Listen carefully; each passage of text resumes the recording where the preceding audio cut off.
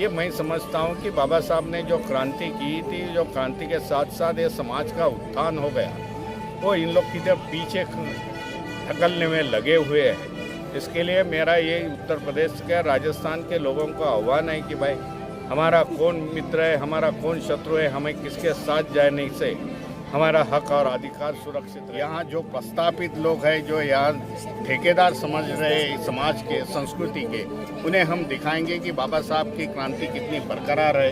करोड़ों लोग आने वाले समय में बौद्ध धर्म की आइडियोलॉजी की बात भी देखें तो आइडियोलॉजी वहाँ पर लोगों में कूट कूट कर खड़ी पड़ी है। अभी वर्तमान में देखें तो वहाँ पर भाजपा की सरकार है और इससे पहले सपा की सरकार रही है। तो इन दोनों सरकारों ने जिस तरह से हमारे महान पुरुष, हम ये कहेंगे कि हमारे नहीं बल्कि इस देश के महान पुरुष रहे हैं, बाबा साहब ख्याति, जिसको कि बराक ओबामा ने ये कहा कि अगर बाबा साहब हमारे देश में पैदा होते तो हम उन्हें दुनिया का सूरज कहते। तो इस तरह के महान शख्सों की जो अनदेखी सपा के शासनकाल में रही और अभी भाजपा के शासनकाल में रही, तो ये लोग सिर्फ जय भीम बोलने का काम करते हैं और हमारे लोगों को बरगलाने का काम करते हैं। और जब वोट बैंक की राजनीति आती है तो कहीं ना कहीं जय भीम बोलकर भावनात्मक रूप से हमारे समाज का वोट बैंक लूटते नजर आते। तो इस पर क्या कहना है?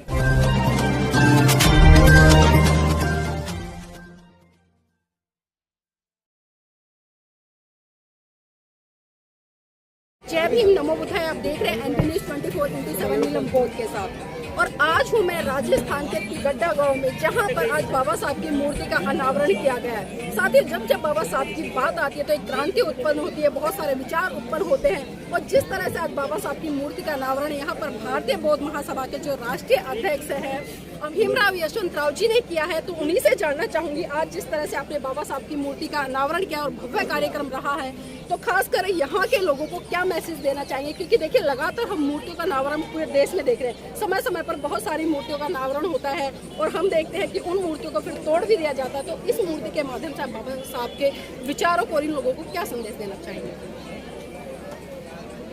पूरे भारत में बाबा साहब की अनेक मूर्तियां हैं कि जो हजारों में हो।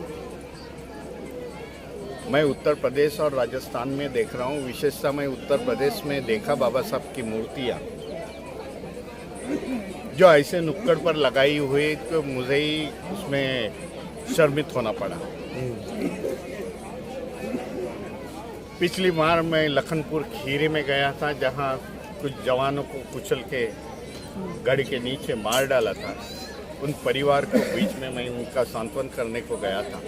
मैंने देखा कि लखनपुर खीरी के पीछे बाजू में जो बाबा साहब की मूर्ति थी, उसको चारी बाजू से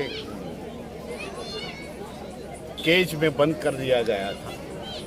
तब मैंने पूछा भाई ये क्या है? तो बाबा साहब की मूर्ति भाई सुरक्षित रखना चाहिए। मैं ये लोगों को अपील करना चाहता हूँ आपके मीडिया के माध्यम से, भाई ऐसे लोगों ने बाबा साहब की मूर्तियाँ मत लगाओ। ये लगाते समय उनका एक ध्येय उद्देश्य रहता है, पॉलिटिकली मोटिवेटेड ये है कि जो बाबा साहब की मूर्तियाँ लगाते हैं और फिर बाबा साहब की मूर्ति का सम्मान नहीं होता है। मैंने कई बार ये लखनऊ में देखा है, उत्तर प्रदेश में देखा है। और ऐसे लोगों को बताना चाहता हूँ कि बाबा साहब की मूर्तियाँ भाई वहाँ से हटा दो। कई ठिकाने मैंने देखे है, गाड़ी रुकाता हूँ मैं उस समय, जो इनमें परिवर्तन होना चाहिए था वो परिवर्तन आया नहीं, विचारों का परिवर्तन आया नहीं। जो मूर्ति के साथ साथ बाबा साहब के विचारधारा लेके चलना चाहिए था, बाबा साहब मूर्ति में नहीं, बाबा साहब किताबों में इन लोगों ने ढूंढना चाहिए थे, वो ढूंढते नहीं। इन्हें बताने वाला कोई नहीं। मैं इन लोग को दोष नहीं दूंगा, आम आदमी को दोष नहीं दूंगा। जो मैंने बात रखी भाई, राजनीति करते समय सामाजिक परिवर्तन होना चाहिए था। ये समाज में विशेषता, ये राजस्थान में, उत्तर प्रदेश में वो मुझे दिखा नहीं, इसके लिए ये बातें घटती हैं। जी, ये भीमराव जी, अभी आपने उत्तर प्रदेश की बात करी और राजस्थान की बात करी, खासकर मैं उत्तर प्रदेश की बात करना चाहूँगी क्योंकि उत्तर प्रदेश बहुजन महान पुरुषों के इतिहास से एक तरह से हम कहेंगे कि पूरा का पूरा रचा बसा पड़ा है। और अगर हम आइडियोलॉजी की बात भी देखें तो आइडियोलॉजी वहाँ पर लोगों में कूट कूट कर खड़ी पड़ी है। अभी वर्तमान में देखें तो वहाँ पर भाजपा की सरकार है और इससे पहले सपा की सरकार रही है। तो इन दोनों सरकारों ने जिस तरह से हमारे महान पुरुष, हम ये कहेंगे कि हमारे नहीं बल्कि इस देश के महान पुरुष रहे हैं, बाबा साहब ख्याति, जिसको कि बराक ओबामा ने ये कहा कि अगर बाबा साहब हमारे देश में पैदा होते तो हम उन्हें दुनिया का सूरज कहते। तो इस तरह के महान शख्सों की जो अनदेखी सपा के शासनकाल में रही और अभी भाजपा के शासनकाल में रही, तो ये लोग सिर्फ जय भीम बोलने का काम करते हैं और हमारे लोगों को बरगलाने का काम करते हैं। और जब वोट बैंक की राजनीति आती है तो कहीं ना कहीं जय भीम बोलकर भावनात्मक रूप से हमारे समाज का वोट बैंक लूटते नजर आते। तो इस पर क्या कहना है? भाई यहाँ के लोगों ने, उत्तर प्रदेश के लोगों ने, कि आने वाले कुछ महीनों में उधर उत्तर प्रदेश का चुनाव है, स्टेट इलेक्शन है। लोगों ने समझना चाहिए वहाँ के कि हमारा कौन से विचारों का शत्रु कौन है, हमें किसके साथ जाना चाहिए, हमारा भविष्य किसके साथ सुरक्षित है, और देखने की ज़रूरत है। जो समाज के कार्य करते हैं, राजनीति चलाते हैं, सामाजिक संगठन चलाते हैं, उन लोग ने ये प्रबोधन होना जरूरी मैं समझता हूँ।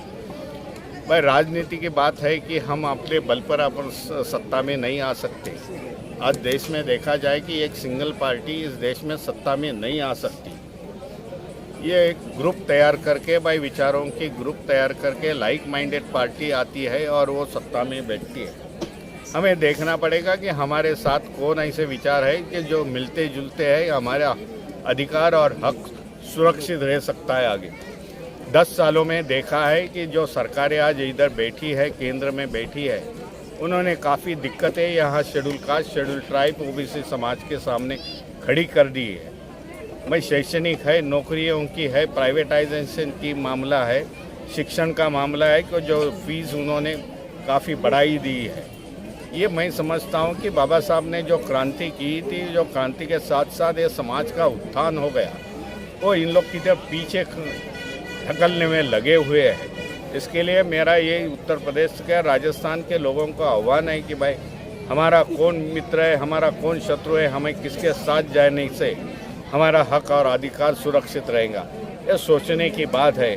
आज शिक्षण का मूल्य सभी को मालूम हुआ है, समाज में शिक्षण ज़्यादा है, एजुकेटेड है। इसके लिए उसको सही मार्ग पर, लोगों को सही मार्ग दिखाने की ज़रूरत है, मैं समझता हूँ। जी, हम देख रहे हैं कि आप बाबा साहब के परिवार से आते हैं। जब कोई भी व्यक्ति बाबा साहब के परिवार से आता है तो ये बहुजन समाज उसके सामने नतमस्तक होने का काम करता है। और बाबा साहब का जो सपना था कि पूरा भारत बौद्ध में हो, और भारतीय बौद्ध महासभा भी उसी कड़ी में लगी हुई है, और जो भारत को बौद्ध धर्म है, जो उसकी विरासत है, उससे रूबरू कराने का काम करे। तो मैं ये जानना चाहूँगी, जो धम्म दीक्षा के कार्यक्रम हो रहे हैं और जिस तरह से हम प्रशिक्षण दे रहे हैं, उसमें आपकी क्या गतिविधियाँ और किस तरह का प्रशिक्षण दिया जाता है? आने वाले समय में मैंने आह्वान किया था पिछले 2-4 महीने पहले कि आने वाले देश में 2025 तक हम कई करोड़ों लोगों को बौद्ध धर्म की दीक्षा देंगे इस देश में। आज हमारे यहाँ भारत में देखा जाए, जो ओबीसी समाज है, बड़ी संख्या से समाज है, वो समाज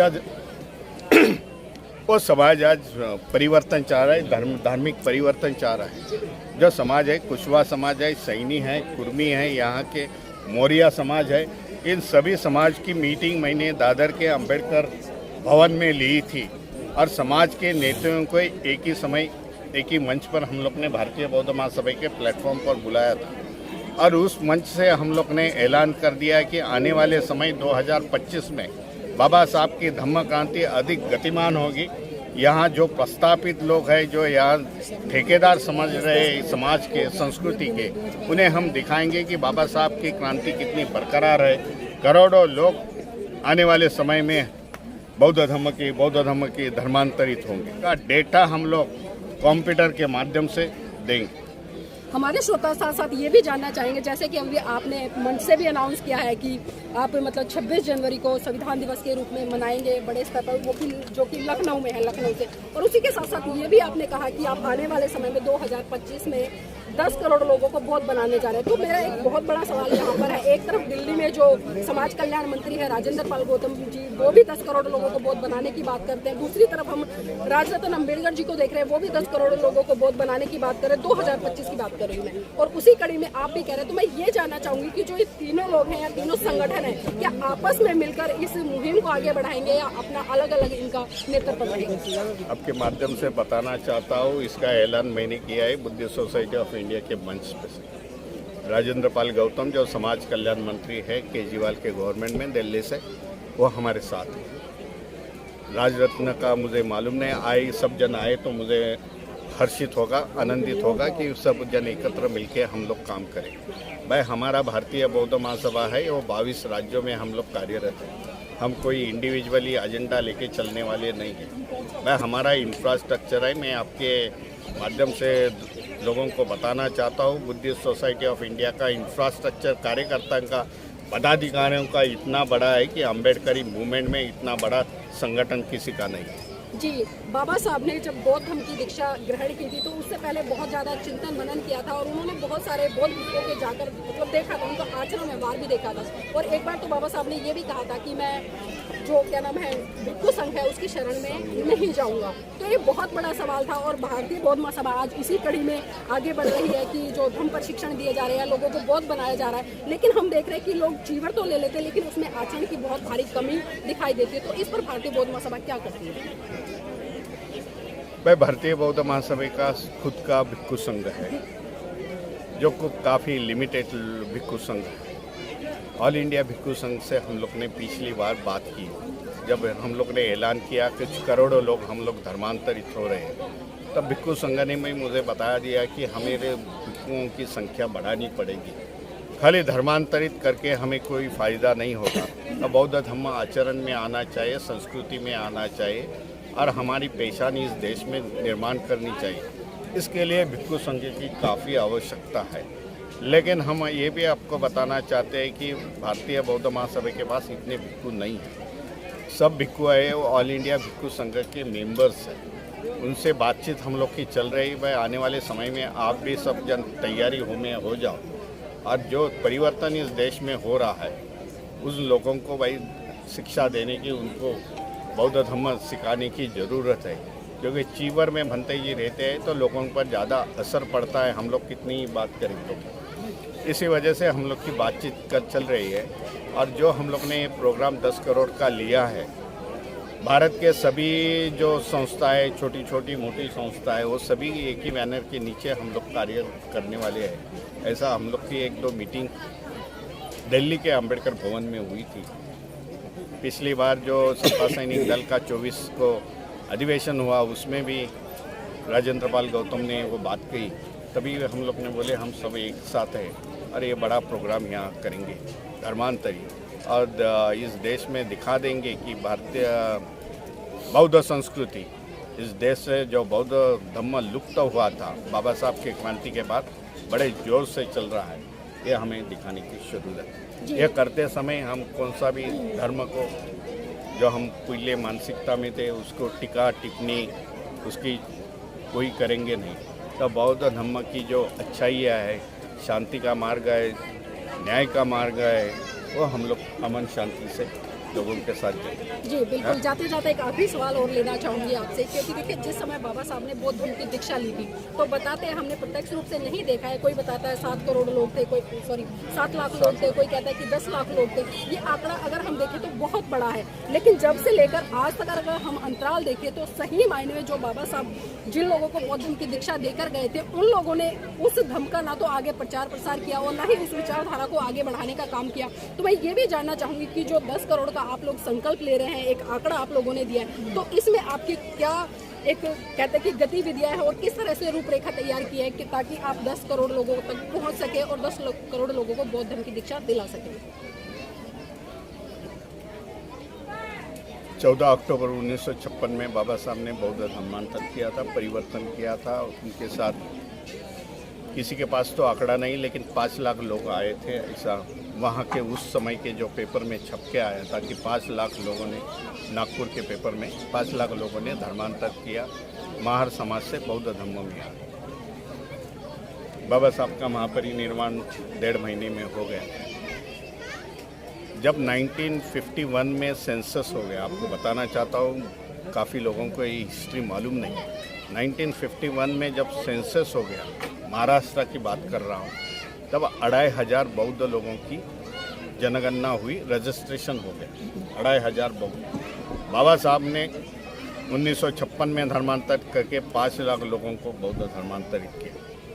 1961 में जब सेंसस हो गया, फिर से जनगणना हो गई, तब 27 लाख लोगों ने अपना धर्म, ये बौद्ध धर्म किया। बाबा साहब के बाद हमारे पिताजी भैया साहब अम्बेडकर, यशवंतराव अम्बेडकर इस बुद्धिस्ट सोसाइटी ऑफ इंडिया के प्रेसिडेंट बने और उन्होंने जो प्रयास किया रिपब्लिकन पार्टी के लीडरों के साथ, उससे यह संख्या 5 लाख से 4 साल में 27 लाख हो गई। ये एविडेंस डॉक्यूमेंट आज भी अवेलेबल महाराष्ट्र सरकार के साथ है। आने वाले समय हम लोग कई करोड़ों लोग हैं, लोगों में कंफ्यूज है, भाई हमें बौद्ध लिखे कि नहीं लिखे, हमारी सहूलतें जाएंगी, ये जाएंगी। कुछ लोग यहाँ कंफ्यूज निर्माण करने की कोशिश कर रहे हैं, पर लेकिन मेरे प्रयास है, हम लोग का वीडियो से चलते हैं कि आने वाले समय में जो अभी 21 में होने वाली थी, लेकिन कोरोना के महामारी के कारण अभी हुई नहीं, आने वाले समय में जो धम्म का कॉलम है, धर्म का कॉलम है, वहाँ बुद्धिस्ट लिखो, बौद्ध लिखो, और जाति के कॉलम में महाराष्ट्र का विचार किया तो महार लिखो, उत्तर प्रदेश का विचार किया तो जाटव लिखो। ये लिखना ज़रूरी है। मैं समझता हूँ ये फिगर जो जाति का फिगर जो मिलता है, करोड़ों का जाति का फिगर मिलता है, उससे स्टेट गवर्नमेंट का समाज कल्याण फंड तैयार निर्भर होता है। वो समाज कल्याण का फंड एजुकेशन सिस्टम में, सोशली उत्थान में, लोगों को फॉरेन स्कॉलरशिप में, पीएचडी करने में अनेक तरीके से होता है। ये संख्या जब कम हो गई तो सोशल वेलफेयर का फंड कम हो जाएगा। आपको जो स्टेट गवर्नमेंट जो करती है, जो सुविधा देती है, वो कम हो जाएगी। एक पिछड़ापन हमने को देखी। जी बहुत बहुत धन्यवाद। तो ये थे हमारे साथ में भीमराव यशवंतराव अम्बेडकर जी, जिन्होंने बताया कि किस तरह से जो 10 करोड़ लोग हैं उनको बौद्ध धर्म की दीक्षा दिलाने का प्रयास करें 2025 में। तो एक रोड मैप है, वो रोड तो खैर मैप उन्होंने ठीक से डिस्कस नहीं किया है हमारे साथ में कि क्या रोड मैप रहेगा, किस तरह से वो 10 करोड़ लोगों को बौद्ध धर्म की दीक्षा दिला पाएंगे, और किस तरह से बाबा साहब का जो सपना था पूरा भारत बौद्ध में होने का, किस तरह से उस दिशा में सही कदम बढ़ा पाएंगे। मेरा चैनल, आपका चैनल, समाज का चैनल, देश का चैनल NV News 24/7 को आप लाइक करें, सब्सक्राइब करें और ज़्यादा से ज़्यादा इसकी वीडियो को शेयर करें ताकि हर खबर को मैं आप तक आसानी से पहुंचा सकूं।